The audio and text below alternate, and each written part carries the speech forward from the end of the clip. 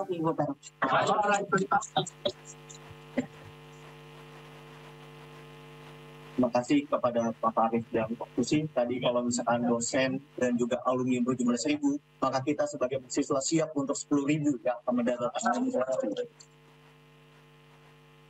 Mari kita lanjut ke dalam rangkaian selanjutnya yang akan disampaikan oleh perwakilan alumni. Kepada Kang Alamsyah, waktu dan tempat saya persilahkan. Assalamualaikum warahmatullahi wabarakatuh. Mahasiswa dan kemudian para alumni yang saya cintai. Saya kemarin diminta menjadi narasumber karena yang diminta unpad tidak mungkin saya menolak, dan sejak hari siang itu posisi kerja saya sampai jam 1 malam itu melayani semua yang daftar. Saya nggak tahu berapa ratus, tapi karena tempat terbatas, saya diberi informasi dan maka hari ini lebih diarahkan untuk memberikan dukungan di dalam form yang mungkin semua Bapak dan Ibu juga menerima itu. Saya hadir sebagai izin untuk mewakili alumni di sini. Bagaimanapun kampus adalah sebuah institusi akademik yang lahir dari rahim rakyat, bukan lahir dari rahim penguasa. Jadi hari ini saya juga ingin sekaligus menyampaikan bahwa karena kami juga lahir dari UNPAD sebagai alumni, lahir dari perguruan tinggi, maka kami ingin menyampaikan juga bahwa sebetulnya seruan yang isinya mungkin nanti adalah sejumlah keyakinan, semata-mata adalah seruan moral, tidak ada kepentingan politik sama sekali. Ini bukan urusan dukungan itu, dan oleh karena itu kami berharap kepada pihak-pihak yang sedang menebar jabatan politik tertentu tidak menyatakannya sebagai sebuah orkestrasi untuk elektabilitas. Semata-mata apa yang nanti disampaikan oleh para guru besar yang kami hormati sampai kapanpun tidak ada kepentingan politik dan semata-mata untuk keselamatan bangsa dan negara ke depan. Sekali lagi saya mengucapkan terima kasih atas semua kepedulian dan dukungan dari para alumni dan segenap aktivitas akademika. Mudah-mudahan apa yang kita lakukan ini memberikan kebaikan bagi bangsa. Dan terima kasih. Assalamualaikum warahmatullahi wabarakatuh.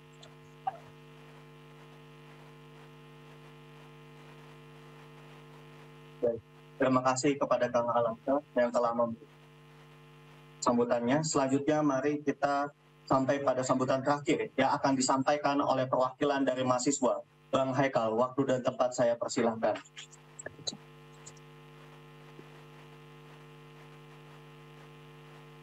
Bismillahirrahmanirrahim. Assalamualaikum warahmatullahi wabarakatuh. Shalom, Om Swastiastu, Namo Buddhaya, Salam Kebajikan. Izin menyapa kawan-kawan. Hidup mahasiswa, hidup rakyat Indonesia.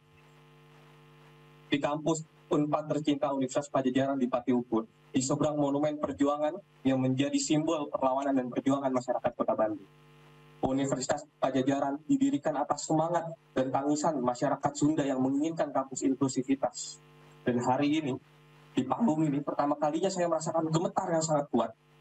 Karena saya akan menyampaikan pandangan di depan guru-guru besar saya, di depan alumni-alumni tercinta, dan di depan kawan-kawan saya. Ini bukan kepentingan siapapun. Hari ini kita melihat kondisi bangsa. Hari ini kita melihat bagaimana sivitas akademika di berbagai daerah sudah mulai bergerak dan bersuara. Universitas Padjadjaran, alma mater yang saya cintai, menjadi kampus pertama di Jawa Barat yang menyatakan sikap dan juga menyampaikan seruan.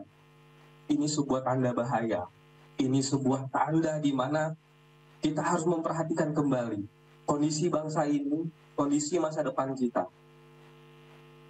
sangat menyedihkan jika hari ini Indonesia harus berakhir di sini. Tentu kita masih ingin bangsa ini berjalan ke depan, masih ingin melihat masa depan yang cerah, masih ingin melihat anak cucu kita nanti dapat hidup bebas, dapat hidup dengan bahagia. Kondisi demokrasi hari ini harusnya menjadi alarm tanda bahaya yang sudah diaktifasi oleh berbagai guru besar. Dalam 24 jam, 1.000 alumni dan juga guru besar serta dosen sudah menyatakan dan juga sudah menandatangani surat yang kami buat. Saya ucapkan terima kasih kepada alma materku tercinta karena selalu menjadikan rakyat sebagai simbol perjuangan, selalu berpikir rakyat sebagai tujuan utama untuk apa adanya pendidikan hari ini. Saya, kalau tadi Prof. Arif mengatakan bahwa Civitas Akademika adalah tembok terakhir penyelamat bangsa, maka saya ingin menjawab respon istana bahwa insan akademika, Civitas Akademika yang bersuara di seluruh Indonesia ini bukan kepentingan elektoral siapapun, bukan kepentingan politik siapapun, tapi ini murni akal pemikiran sehat kami yang dididik dan ditempa secara keras di universitas masing-masing. Jangan bawa kepentingan apapun, justru harusnya direspon dengan positif, bahwa tandanya insan-insan pemikir masih peduli dengan bangsa ini. Tadi, jika dosen-dosen dan guru besar kami sudah mengatakan bahwa ini darurat, maka kami seluruh mahasiswa akan turun ke jalan jika diperlukan oleh bangsa ini. Semangat kawan-kawan! Ini sudah menjadi tanda bahwa tidak bisa lagi kami diam di kelas, tidak bisa lagi kami hanya duduk manis melihat kondisi bangsa ini jika guru-guru kami saja sudah bersuara. Terakhir dari saya, teringat sebuah pentilan dari Warkop DKI kepada Orde Baru yang berisi, tertawalah sebelum tertawa itu dilarang. Maka hari ini saya mau mengajak seluruh masyarakat, seluruh mahasiswa, seluruh guru besar dan lain sebagainya, bersuaralah sebelum suara itu dilarang, suaralah sebelum suara itu dibungkam, bersuaralah sebelum Indonesia ini bubar. Sekian dari saya, Muhammad Haikal Febriansyah, Ketua BEM Unpad 2023 untuk alma mater tercinta Universitas Padjadjaran. Terima kasih.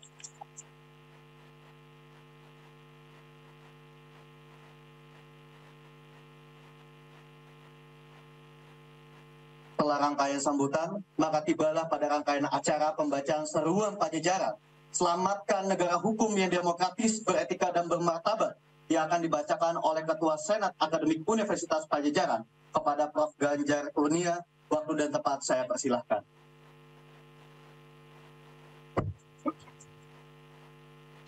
Assalamualaikum warahmatullahi wabarakatuh.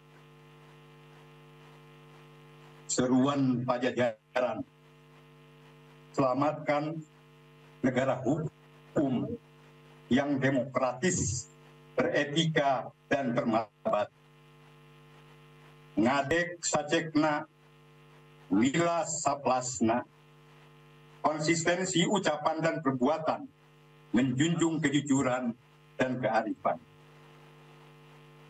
Peristiwa-peristiwa sosial, politik, ekonomi, dan hukum belakangan ini adalah sebuah rangkaian dari menurunnya kualitas demokrasi selama masa pemerintahan Presiden Joko Widodo.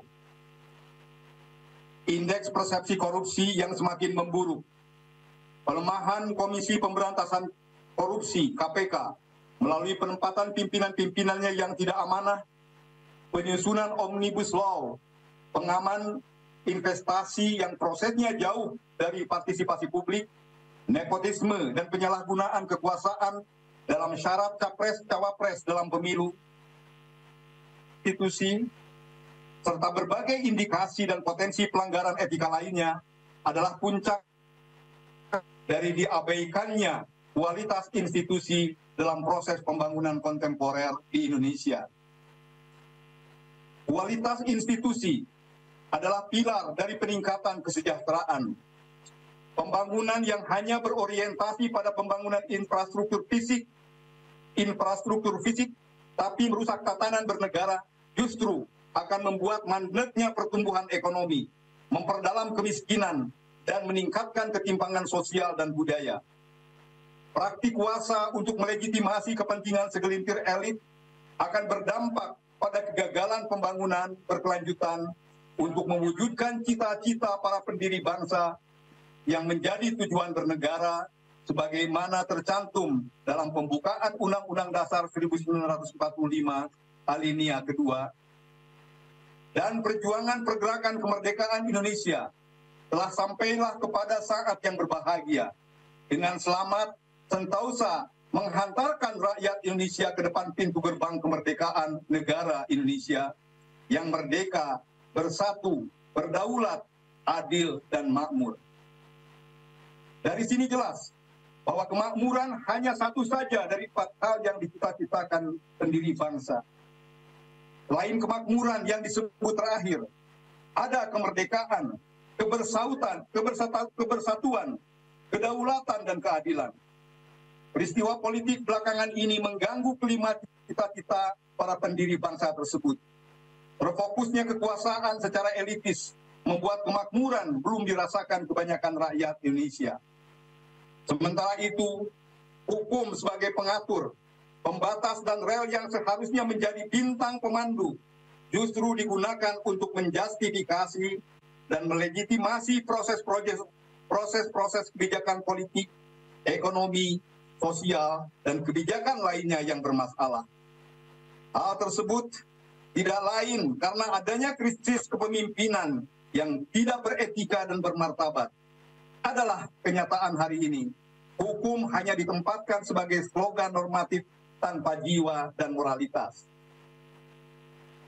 Berdasarkan kenyataan dan pemikiran di atas, sebagai bentuk tanggung jawab kaum intelektual, kami, Civitas Akademika Universitas Padjadjaran, yang menjunjung pola ilmiah pokok, bina mulia hukum dan lingkungan hidup dalam pembangunan nasional, menyerukan agar Presiden, para pejabat publik, kandidat capres-cawapres, dan para elit politik serta masyarakat untuk turut bersama dalam penyelamatan negara hukum yang demokratis, beretika, bermartabat dengan melaksanakan poin-poin sebagai berikut. 1. Pelaksanaan demokrasi harus menjunjung etika dan norma hukum yang bersandar pada Pancasila dan Undang-Undang Dasar 1945. Hukum tidak hanya teks semata, melainkan juga nilai dan prinsip yang ada di dalamnya serta dijalankan secara konsisten. Presiden dan elit politik harus menjadi keteladanan, kepatuhan terhadap hukum dan etika, bukan justru menjadi contoh melanggar etika, apa yang diucap tidak sesuai dengan kenyataan.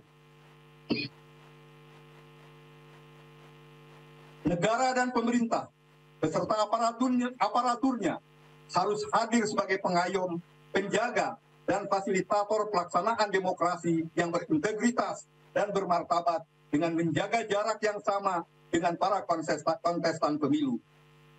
Mengajak kepada seluruh komponen masyarakat untuk turut serta berpartisipasi aktif dalam kontestasi pemilu 2024 dengan memilih para calon berdasarkan kesadaran dan keyakinan yang sungguh, bukan atas dasar politik uang atau intimidasi.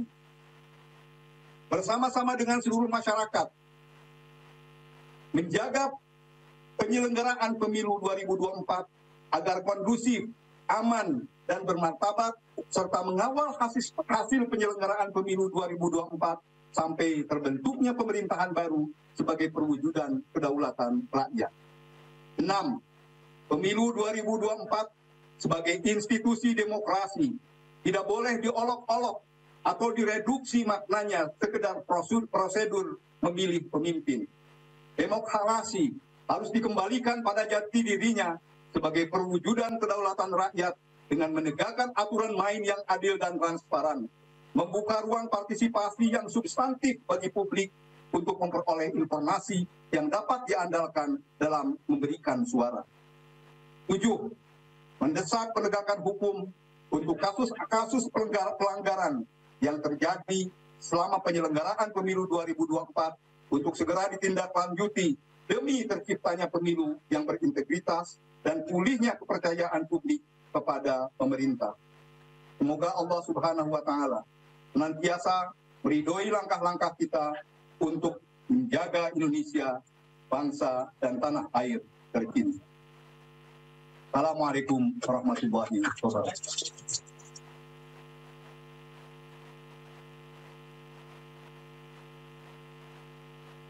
Terima kasih kepada Prof. Ganjar Kurnia. Maka tidak terasa semua rangkaian acara telah dilalui. Suram Pajajaran menjadi sebuah manifesto bahwasanya Universitas Pajajaran sebagai institusi pendidikan merupakan benteng terakhir untuk mempertahankan negara-negara. Oleh karena itu, saya ingin menyuruhkan kepada masyarakat Indonesia, tidak peduli Anda adalah nelayan atau Anda adalah pedagang kaki lima. Pada saat ini, kita menghadapi sebuah krisis, kita menghadapi sebuah kedaruratan secara nasional. Ruang-ruang demokrasi kita direduksi. Oleh karena itu, saya juga ingin memperingati kepada para penguasa siapapun yang terpilih atau para oligarki yang berada di belakang layar, bahwasanya kami di sini hadir sebagai kekuatan rakyat yang siap untuk mempertahankan nyawa, untuk mempertahankan negara kesatuan Republik Indonesia, dan juga mempertahankan demokrasi serta konstitusi.